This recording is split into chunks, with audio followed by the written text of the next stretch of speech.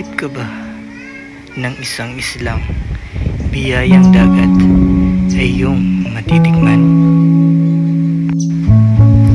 Karagatan ng Kawayan at Placer, Masbate, kung saan ulam na isda ay sariwang-sariwa mong matitikman. Pagkain sa pagkainan. Halika, samahan niyo ako ng isda at lakbayin ang napakagandang karagatang ito. What's up guys? Welcome back sa channel ko sa Dars Blue TV. So nandito na tayo ngayon sa Nabuktot, Kawayan, Placer, Masbate. So ngayon kasama ko ngayon si Kuya Richard Beralio, isa din vlogger. So pakiparo na rin sa page niya. Nagbablog yan at nagtuturo ng mga panghuli ng mga isda at mga iba pang seafoods na meron dito sa bayan namin. Kasi itong Kawayan is isa to sa mga sikat sa mga seafoods. Kumbaga kung kumakain kayo sa Maynila sa mga sikat na restaurant, dito nyo yan kinukuha sa amin sa Placer, Masbate sa amin. So ito yung ginagawa namin, yung tangkal-tangkal tawag dito. So sa tangkal-tangkal dito namin nakukuha yung mga preskong isda. So yan, tama nga yan. Tuloy. Yan, tuloy. Tamban sa yung limasag. Yun. Limasag. Yung mga bahay namin. Pumapasok yung Isda. Ayan.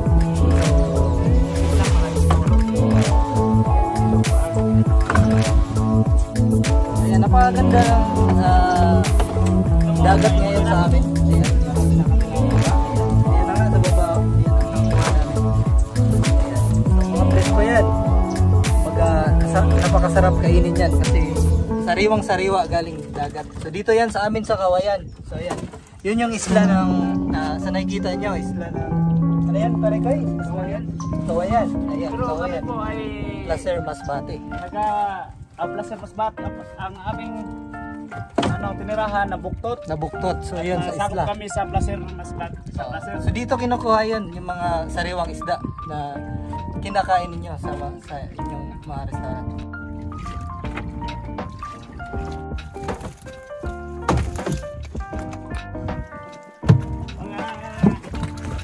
Kaibigan, ito na po yung nabuhay namin. Yun. Tangkal-tangkal, ang tawag nito. Nabuhay natin ng tangkal ng isda dito sa Masbate. Masbate.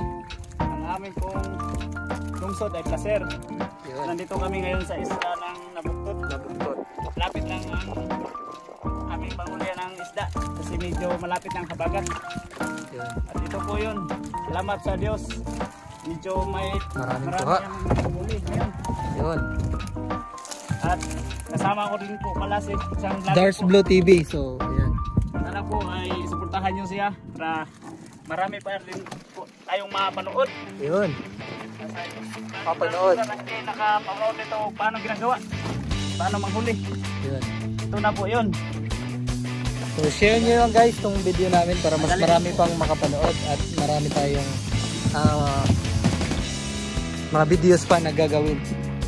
Madali lang po pagpanghuli ng isda. Ito lang po yun, puro kung comment lang po kayo kay sir at hindi ako ni sir kung paano gagawin. Sana po magsuportahan niyo po si sir sa kanyang pag-vlog para marami din po siyang matulungan sa mga kagaya kong mga isda. Salamat din po ako ngayon na araw na masama siya ngayon sa akin. Malaking karangalan po sa akin na napansin ang aking anak buhay. At maraming salamat po sir. Sana palain ka ng Panginoon.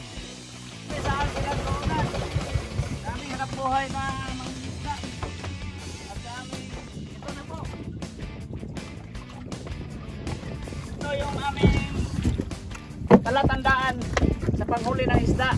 At ang laman po nito na panghuli ay tawag nila tangkal-tangkal.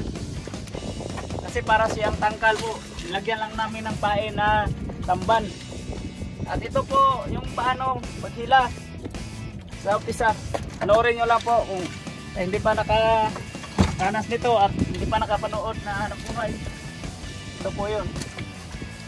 At ito po yung panangkil para hindi masagasaan ng ibang bangka yung tawag na pisi.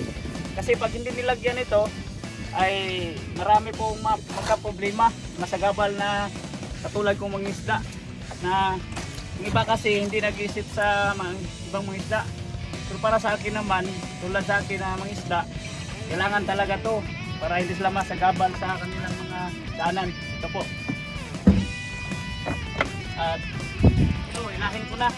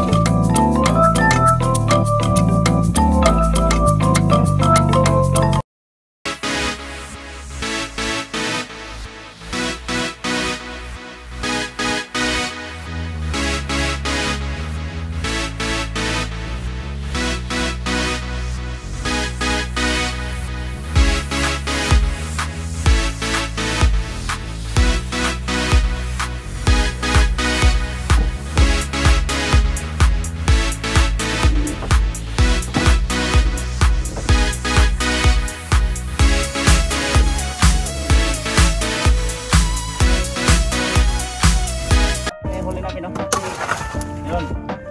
Lagay namin dito tapos ibukod namin yung mga iba-ibang klase na isda. Okay, thank you for watching.